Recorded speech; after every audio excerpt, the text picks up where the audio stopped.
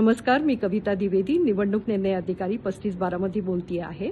सध्या टीव्हीवर एक बातमी व्हायरल होतीये की बारामती येथील गोदामामधील कॅमेरे बंद आहे, परंतु त्याची सविस्तर चौकशी केली आहे आणि त्याच्यामध्ये असं दिसून आलंय की इलेक्ट्रिशियन काम करत असताना अल्प कालावधीसाठी त्यांनी एक केबल काढली होती, त्यामुळे टीव्ही युनिटवर डिस्प्ले होत नव्हता।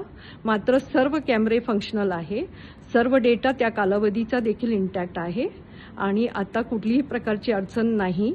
सर्व प्रक्षेपण हे आपल्याला टीव्ही युनिटवर व्यवस्थित दिसत आहे आणि कुठल्याही प्रकारची अडचण नाही। धन्यवाद।